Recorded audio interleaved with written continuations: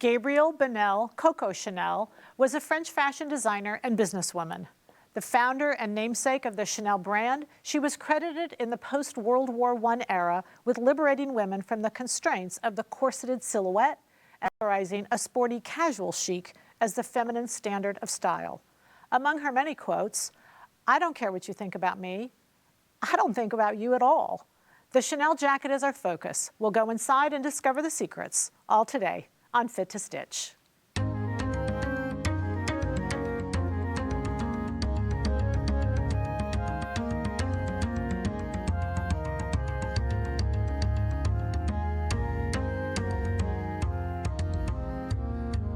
But I definitely want to show you some features of this jacket that are just really fun to know.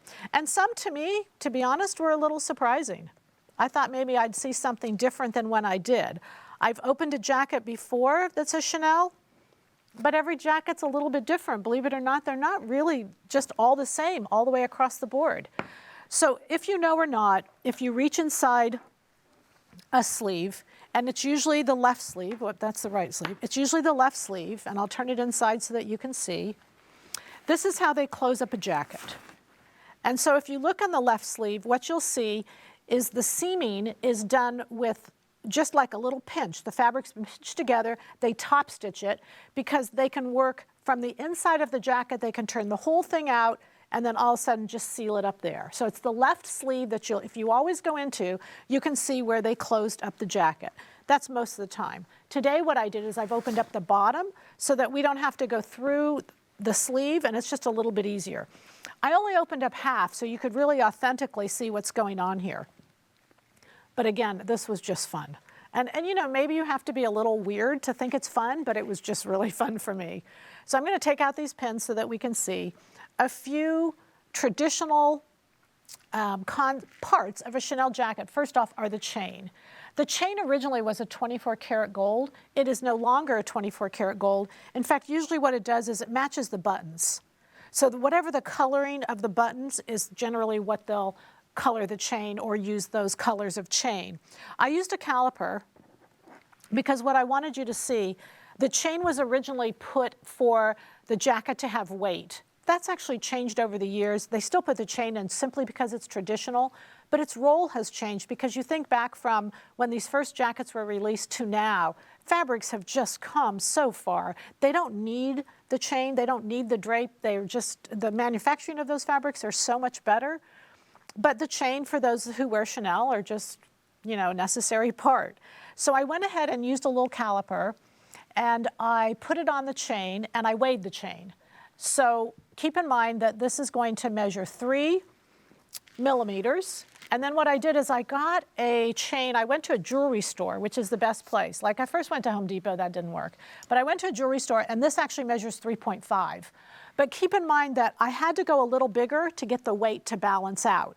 So their smaller chain weighs the same as my larger chain. It's not that much larger, and certainly it would give you the look of Chanel, but you can buy it in different colors and different varieties if you decide you want that. Again, the chain is not critical, but it's kind of cool when you flash your jacket open and you've got that little chain back there. The chain is stitched on every 3rd link. It's hand stitched in all cases, and it's every 3rd link. So if you want to make sure that you duplicate it, that's all that you need to know. I do want to show you something that was fascinating, that was different on this jacket that I had not seen on other Chanels. Right inside here, and I honestly had looked at the jacket over and over and over, and I didn't even see it until I insided it out. So once you come inside, if you notice on the inside, there is no fusible, which I found to be fascinating. The only section that's fused is the hem. And when the hem comes up, it's a 1 3/4 inch wide hem. It comes up and covers itself, but notice that's the only section that's fused. But the front of the jacket is fused. So the entire front sections, my guess is to support the pockets, and the back is not. So if we go and look at it a little carefully here, and you know, I borrowed this jacket and I told somebody I would bring it back to them. And I told them they'd never know it was taken apart. So, you know, I had to carefully be sure I did this right. But I wanted you to look inside here because the lining is sewn down to an inch distance of the hem. But when you turn it to the inside, there's the weight. It's actually not in the chain. So the chain is just something that history has put in all these Chanel jackets, but it really doesn't do anything. And I noticed that the weight is not on both sides. It's only on the side that is where the buttonholes are, because that's the one that's on the outside, and that's the one that actually needs the greater weighting.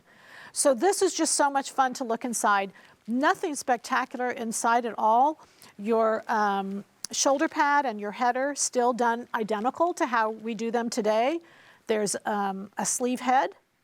There's a bias strip there, done exactly how they're done today. The shoulder pad, this is a little older jacket, so the shoulder pad is not a straight edge, it's a curved edge.